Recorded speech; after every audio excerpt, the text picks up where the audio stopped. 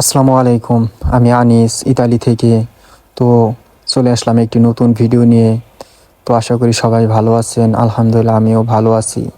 তো আজকের ভিডিওটি হলো ইতালির একটি হাট সম্পর্কে ভিডিও বানাবো। আমাদের ক্যাম্পে থেকে কিছুক্ষণ দূরে আর কি একটি হাট বসে, মানে আমাদের গ্রাম অঞ্চলের মতো হাট বাজার এরকম। তো এই জায়গায়ও বসে, যে জায়গায় পাইকারি মূল্যে বা খুচরা মূল্যে বিক্রি করা হয়।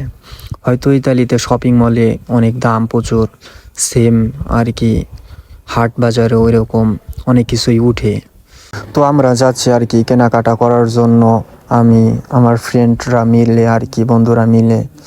তো ইতালি রাস্তাঘাট অনেক সুন্দর, আশেপাশে দেখেন কোনো মানে আবর্জনা নেই, অনেক পরিষ্কার রাস্তাঘাট এবং পাহাড় পর্বতে ঘেরা ইতালি, অনেক সৌন্দর্য ইতালি। আর এই জায়গার মানুষগুলাও অনেক ভালো, আর আশেপাশে কোনো যানজট নেই, মানে একদম নিরিবিলি পরিবেশ। মানুষ মানে খুবই ভদ্রতা আর আপনার পরিষ্কার পরিচ্ছন্নতা বজায় রাখে। এদের ভিতরে মানে ওই রকম হিংসা বিদ্বেষ নেই, তাই তো এরকম সুন্দর এই দেশ। দেখেন এই জায়গায় সব কিছুই উঠে, মানে একটা মার্কেটে যেরকম জিনিস থাকে সব কিছুই এই হাট বাজারে উঠে। তো আমরাও আসলাম কেনাকাটা করার জন্য, আমার কিছু জিনিস বা আমার ফ্রেন্ডদের জন্য কিছু জিনিস কেনাকাটা করার জন্য আসছি। তারা সবাই গাড়ি নিয়ে আসে, মানে হাটের মতো বসে বসে আর কি। সকাল 8টা থেকে আপনার দুপুর 12টা পর্যন্ত হাট থাকে, তারপরে ওই রকম আর কি থাকে না। তো দেখা যাইতেছে সব কিছুই আছে। আর এই দেশে বেশিরভাগ সব জায়গায় মেয়ে মানুষগুলো আর কি বেশি কাজ করে। যে দেশের যে পরিবেশ সেই দেশের সাথে তাল মিলিয়ে চলতে হয়। এই দেশে মেয়ে মানুষগুলা এরকমই। তো যাই হোক, সামনে কিছু কেনাকাটা করার জন্য যাইতেছি। দেখা যাইতেছে আমার ফ্রেন্ডদের জন্য কিছু শপিং করব আর আমার জন্য কিছু শপিং করব।